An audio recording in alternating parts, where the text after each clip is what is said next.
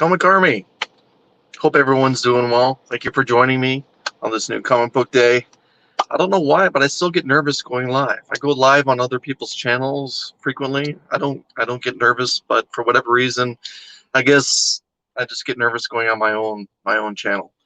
I guess that's a good thing. Anyways, it's a beautiful day here in Ontario. It's a cloudless sky, beautiful blue sky.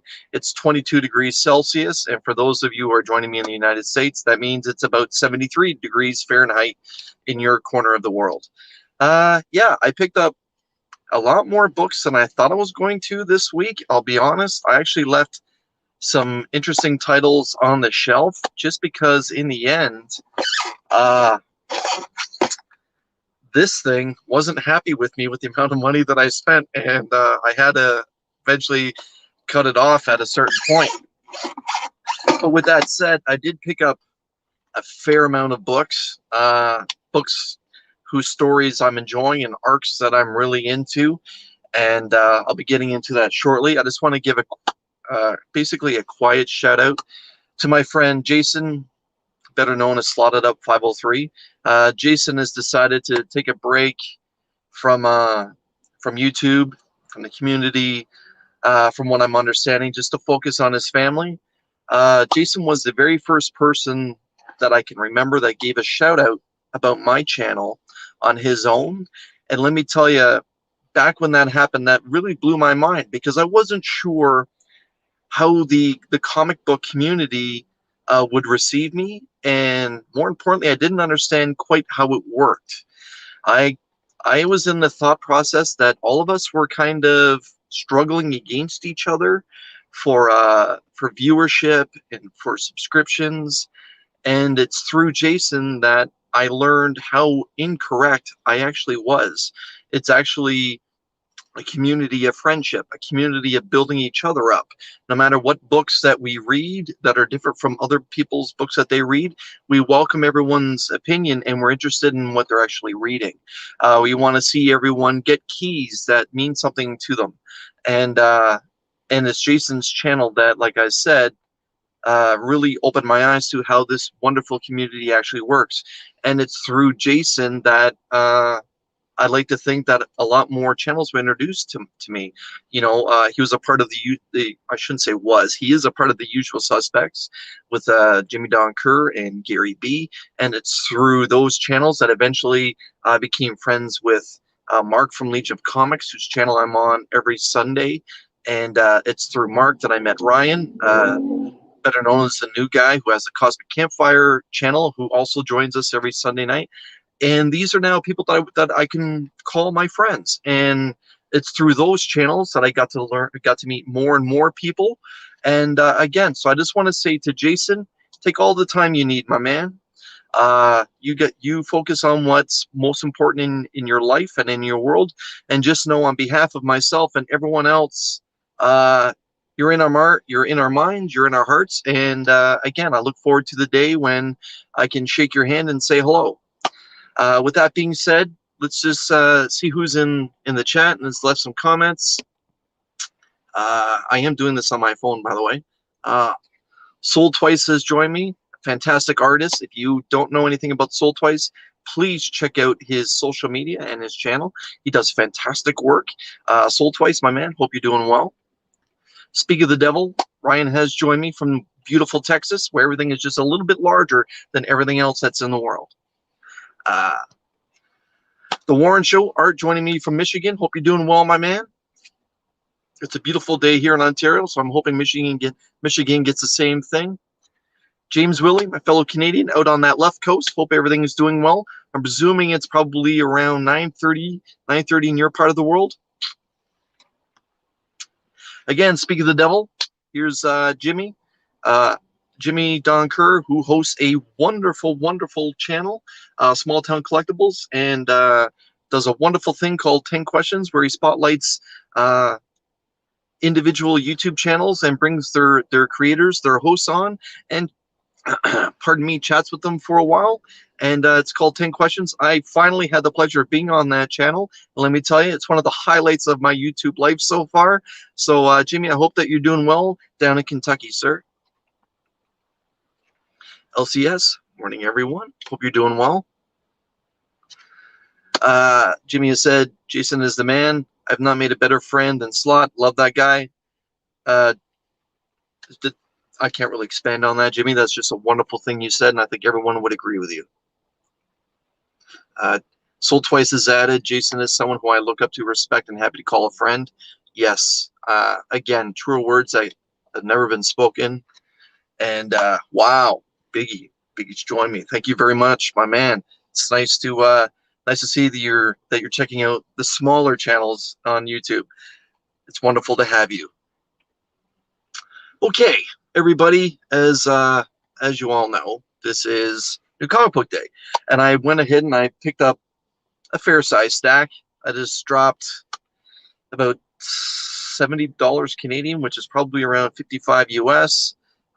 Again, I picked up a lot of books that essentially I'm thoroughly enjoying, and I picked up a book that kind of ends today, and I'll get into that a little bit shortly.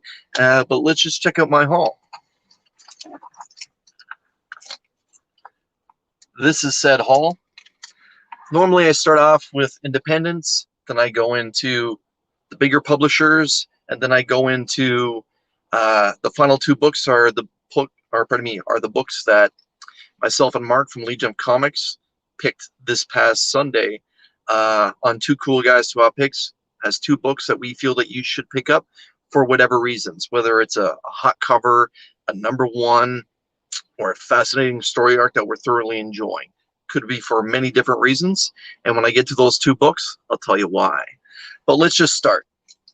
So Tyler from Shattered Glass Reviews, but better known for being a part of the Whack Comics movement on YouTube, he's been speaking recently about Stray Dogs. So the book that I mentioned earlier, ends today, is actually Stray Dogs. Stray Dogs is a 5-part miniseries.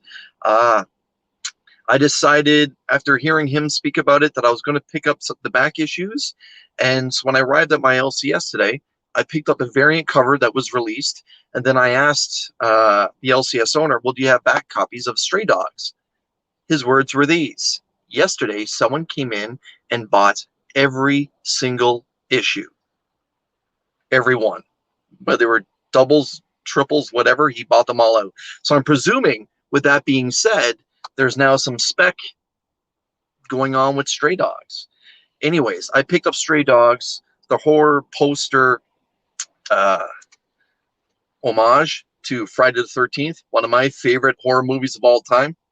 And it is Stray Dogs Part 5. How cool is this cover? Let me tell you, I've seen some of the movie poster homage variants that Stray Dogs has been doing, and they've been really, really cool, especially the Shining one, which I believe was issue 4. If I'm wrong, please someone correct me in the comments. But this is just fantastic. As someone that enjoys the Friday the 13th franchise, this is pretty awesome. I know that I'm kind of doing it ass backwards by picking up issue 5 and that the series is over. But the truth is, I do know most of the arc that's happened. So I am going to go through this book and read it. But again, when I saw this cover, I just had to pick it up. Again, it's just pure cover buy, just for nostalgic reasons. But yeah, Stray Dogs issue 5. Let's check out some of these comments.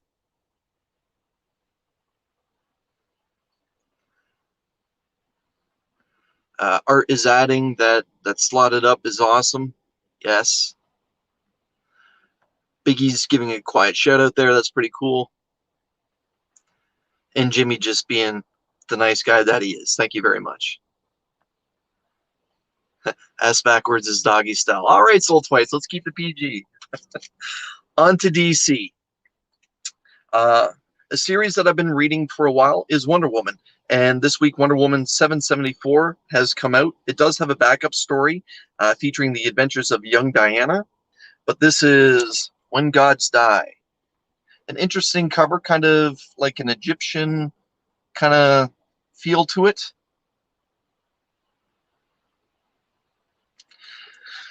Generally, I pick whatever cover I like better when it comes to Wonder Woman, whether it's the A or the B cover. If it's a Middleton, generally I always pick up the cover B.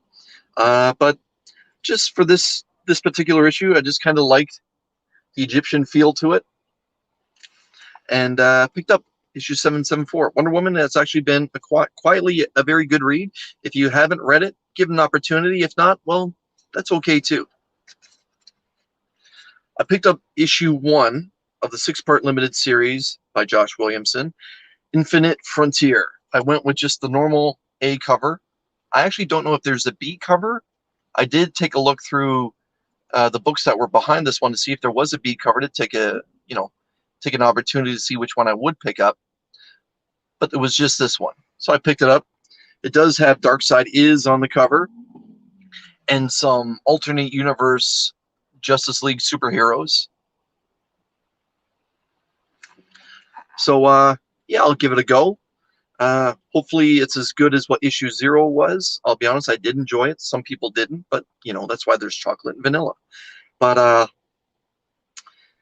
like I said, I'll give it a go. Hopefully it's a good story.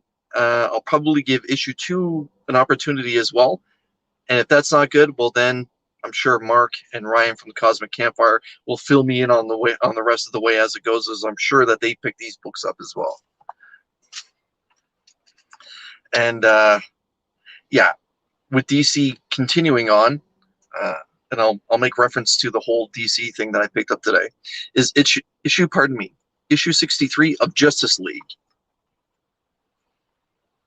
The last issue of Justice League was a great cover, in my opinion, where we had all the members of the Justice League kind of doing a fist bump in the center of the cover. This one's just as good, as my opinion. Kind of it's a throwback cover to what the 60s and 70s would be. Whenever there was a character spotlighted in a group, all the other characters' faces were kind of in the background, with the character that was, for whatever reason, the spotlight of the story in the forefront. And that's what I'm talking about. Black Adam and Naomi accused.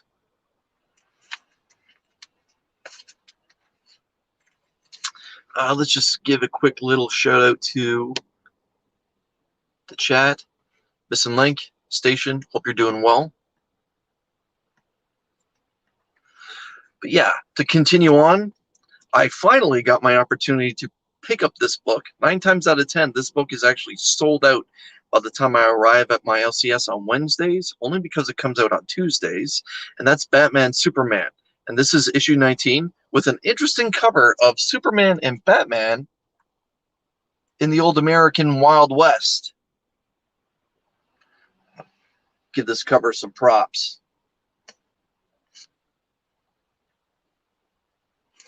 That is an interesting cover, let me tell you.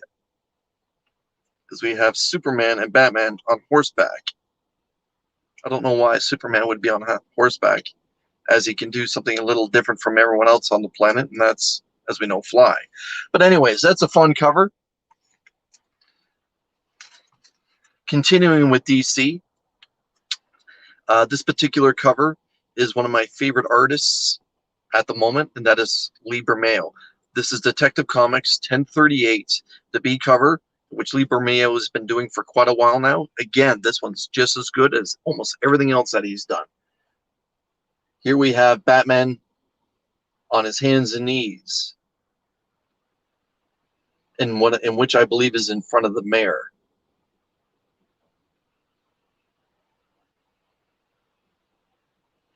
Again, very, very beautiful cover. Interesting storyline that's been going on here as well. If you haven't been reading Detective Comics, it's actually one of the better Batman books that's out there. And let's be honest, there's a lot of Batman books out there. This one is my potential cover of the week. Let me know what you think. But it's Action Comics 1032, the B cover. And if you haven't seen it, let me tell you, it's actually pretty fire.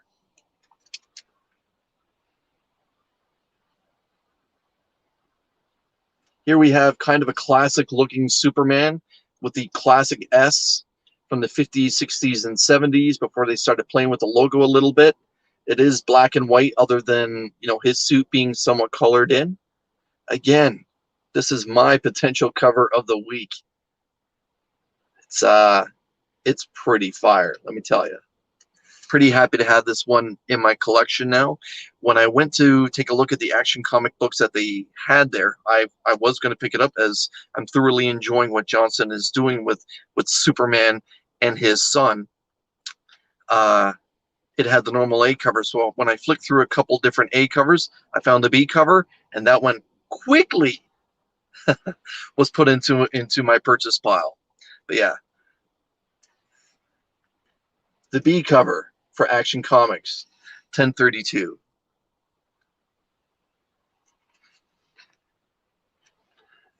So Jimmy just said, I've been asked why I didn't tell anyone that they used my face on Action Comics cover. Let me tell you, there is a likeness there. I'm going to zoom in right now. I'm not going to say zoom in. I'm going to put the the picture of Superman here, and there is a likeness to Jimmy.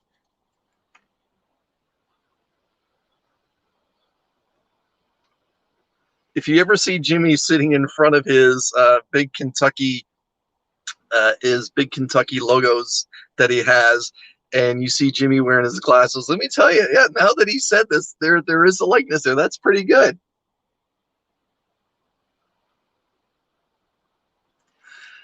Yeah, we're gonna have to change Jimmy's name to like Jimmy Clark. Yeah, it's pretty good, man. You just kind of made me giggle. That's pretty good. Wheelchair Superhero 87. Thanks for joining me. Hope you're doing well this beautiful afternoon. Soultwise, yep, that's Jimmy. that Superman is a handsome fella. He sure is. He sure is. Just a handsome fella. Wow, that's pretty good. LCS has just said, Jimmy, you need to recreate that photo. We need a side-by-side. Let's hope that shows up on social media today. Just a zoom in of this particular portion right here, and we can have Jimmy kind of tilting his head forward with glasses on, and he could be a dead ringer. Nick's Kicks pointed out, yeah, Nick is pretty sharp, let's be honest, and he's a sharp-looking fellow, too, let me tell you.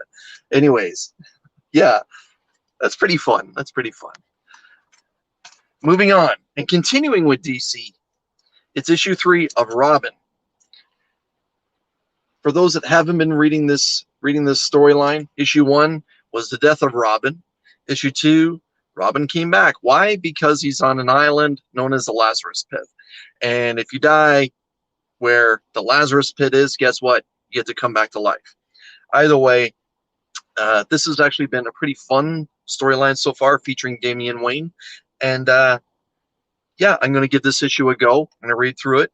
If it's just as good as the first 2, I'll pick up issue 4. If it kind of trails off, I'm not sure if next month I will pick it up, I'll be honest. Anyways, with that said, Robin, issue number 3.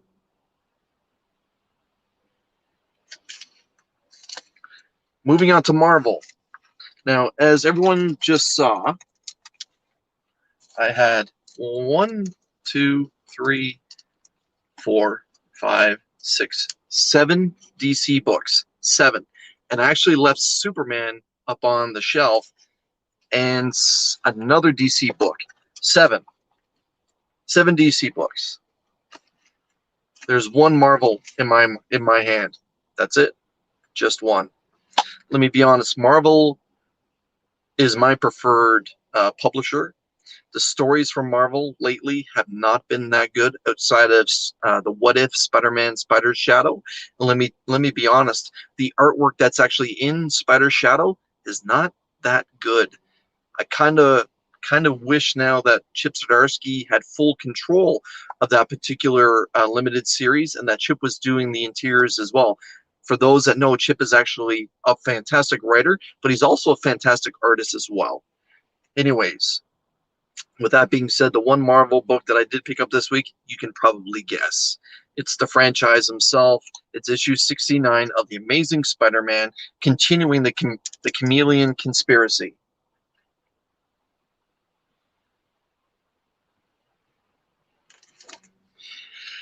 Yeah. All right, here we have a cover featuring Spider-Man, Chance. Well, you know everyone that's here, let's be honest. Spider-Man's rogue gallery is one of the most famous rogue galleries in all of comics, right up there with Batman. You can argue, all day long who has a better rogues gallery.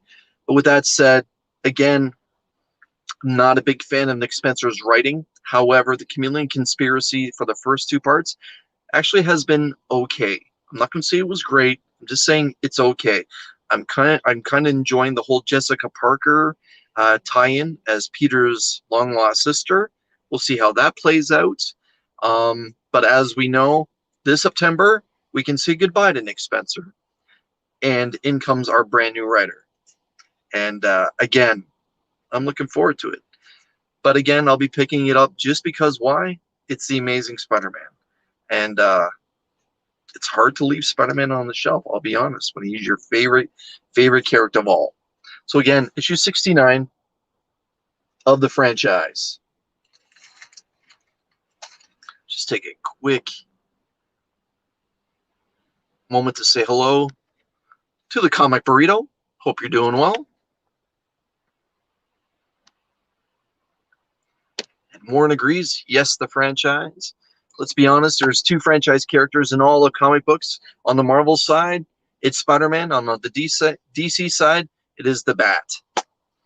Outside of that, even though DC has arguably the most important superhero of all time, the franchise right now with that particular publisher is Batman. Now, this past week, on Two Cool Guys, Two Hot Picks, myself and Mark, we made a couple picks that we think that you should pick up. Mark's hot pick is because for the first time in a very long time, we have a brand new issue number 1 of Todd McFarlane's Spawn. Now, Mark is a fan of Spawn, as am I. And this particular issue that came out today is a gateway into what's going to happen this year for the world of Spawn, as Todd is going to blow up Spawn's world and expand it in many different ways. We're going to be having a bunch of new ongoing series. We're going to have a team-up book. We're going to have Gunslinger Spawn. We're going to have Spawn's normal title. And what is the fourth? Is it Medieval Spawn? No. For the life of me, I'm kind of blanking on that. I apologize. Anyways, there was 4 or 5, 6 covers, I believe, for Spawn's universe, 4 of which I believe are J. Scott Campbell's work. Todd really pimps out J. Scott Campbell's work, let me tell you. When Todd likes a particular artist, he doesn't let go of that artist. Just ask Greg Capullo. Anyways, and I believe Todd did 2 covers himself, and there was another artist who did another cover, and that particular cover has a 1 in 50. My LCS did not order enough copies to get that 1 in 50, or I probably would have picked it up, I'll be honest. But I did go with the Gunslinger Spawn cover. Let me get rid of some of this glare. There we go. Again, it's typical J. Scott Campbell, kind of muscular, super thin waist, legs kind of crossed, even though that, it's a gunslinger. J. Scott Campbell has to be J. Scott Campbell when it comes to his particular artwork. That's what makes it so fashionable, I guess. But yeah, I went with this particular one just basically because I enjoyed it. I like the fact that he's got a multitude of weaponry. He's got a 6-shooter on each hip. He's got a rifle on his back. And I did use it as my thumbnail for this particular video. Let's see. Let's quickly pop back into the chat here. I can see it popping up. Comic Burrito said, Spawn had a lot of cool backup stories, but the main one I didn't understand. That's okay, man.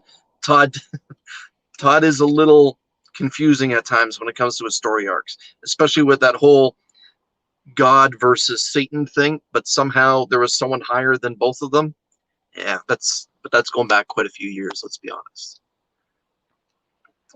It's my brother, TM, from the beautiful island of Prince Edward Island, out in the east coast of Canada. Normally I would salute you, but I got to do it the right way. There we go. Station, my man. Hope you're doing well. I hope that controversy and that activism that hit the Atlantic bubble yesterday by shutting down the border between Nova Scotia and New Brunswick has not affected your life or your family's life or your province's life. I hope that it's kind of cleared up, and those who those who drive transports are allowed to come and go freely now. I hope that it was just a temporary thing. I don't try to get political on my channel, but I understand the frustration with COVID-19 out on the east coast of Canada and people wanting to travel a little bit once they're fully vaccinated. Anyways, again, TM, I hope you're doing well, my man. Let's see. TM just said he picked up the A, B, and C and the McFarlane cover. Yeah, I believe there's actually 6 with the variant. And the variant being the 1 in 50. So this was Mark from Legion Comics, his hot pick. It is a double-sized issue. And I believe it was $4 or $5.99. $5.99 US, which probably means it was like $20 here in Canada. My hot pick from this past Sunday, 2 cool guys, 2 hot picks, is issue 17 from Boom Studios. It's JTIV's masterpiece, brought to us by the Interiors. And I'm going to try and say this the correct way because I always mess up this artist's name. Werther Del Adera. I'm probably just screwed up again. There's only a handful of names that I can't pronounce. Werther Del Adera. Del Adera? Del Adera. That sounds about right. It's issue 17, of course. Something is Killing the Children. I actually read this book before I went live, sitting here outside my LCS. This is the A cover. It's actually a real good read.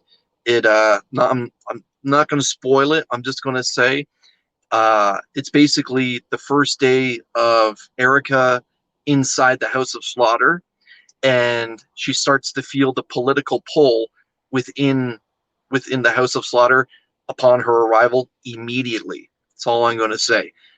It's a good read. There are some flashbacks, so you do see some monsters, but 17 better than 16. You can take my word on that.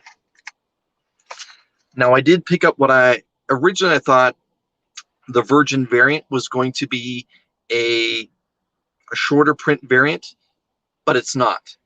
So if you haven't made it to your LCS, just to let you know, the Virgin variant that I have here that I'm going to show is just a normal cover B, kind of like what the Frizzen was with the last issue. So this, which I thought was going to be something that was short printed, is not. It's just a normal cover B that's printed. This features, Erica standing over her family that was just slaughtered, and her shadow is cast as her adult self, fully masked. It does show her holding her octopus and a knife in her hand after just taking on the monster that essentially wiped out her entire family.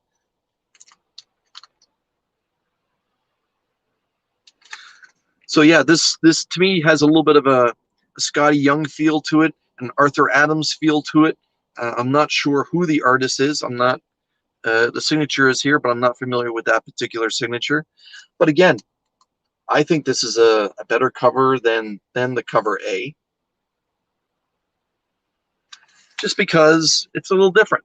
It's I hate to use the word fun, but it's a pretty cool cover. I think most of you will agree with me. I'll throw them both up side by side just to show you.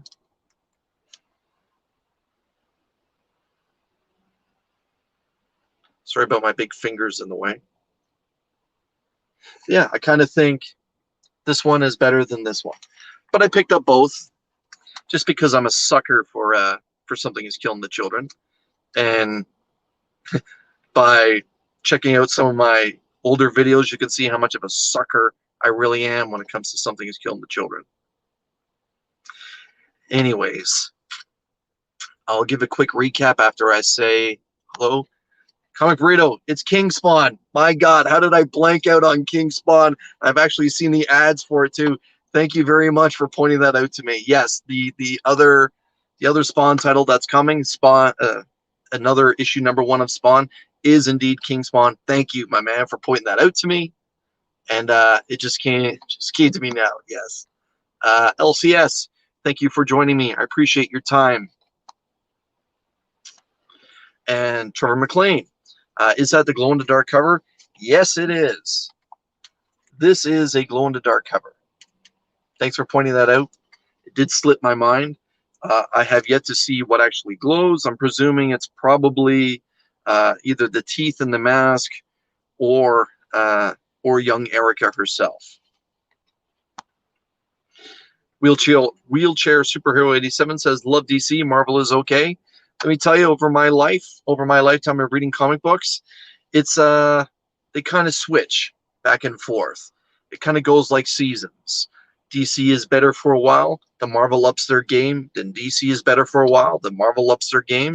It goes back and forth, and I think most people would honestly agree with me. They may not say it's like seasons. They may say it's every couple of years. But right now, I think DC does have better stories going on.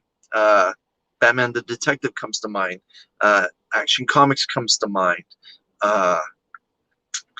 What else? Nightwing. Nightwing's actually been very good lately as well. Swamp Thing. Swamp Thing is a terrific read. And the only thing I can think of Marvel right now that I think is just fantastic is the What If by Chip Zdarsky, Spider Shadow. Yep, it should be there if you go today.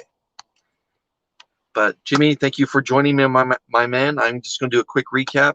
Then I'm going to have to take off as I have to go run the asylum. The lunatics don't take care of themselves, let me be honest. So just a quick recap. I picked up Something is Killing the Children, issue 17, and the Virgin variant that is apparently just a normal release that went with it. The other hot pick from two cool guys who hot picks, on Mark's behalf, his was Spawn's Universe issue 1. I went with the Gunslinger J. Scott Campbell variant. I shouldn't say variant, just a cover, right? From Marvel, the franchise, issue 69. Again, the only thing that's saving this particular story arc is the whole idea of who Jessica Parker really is. Onto DC, it's Damian Wayne's Robin. This is issue number 3. My pick for cover of the week, it's Jimmy Don Kerr, featured on the cover of Action Comics 1032. Lee Bermejo's cover B of Detective Comics 1038.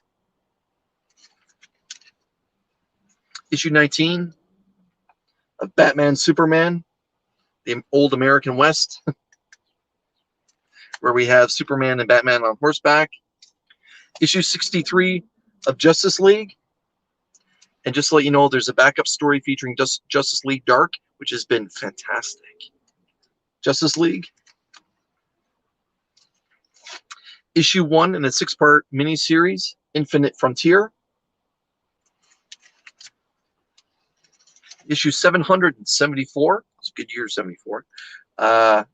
Wonder Woman, featuring this very fun cover based on Egyptian times. And the last book, which was my first book, is a variant of Stray Dogs, issue 5 of 5, featuring a horror movie poster homage to Friday the 13th. How great is that cover? Fantastic. Well, Comic Army, that's all I got for you. If you haven't subscribed, please subscribe. Hit that notification bell. Please hit the like button. It helps the channel out a lot. And until I see you again, please, Comic Army, stay safe. Take care.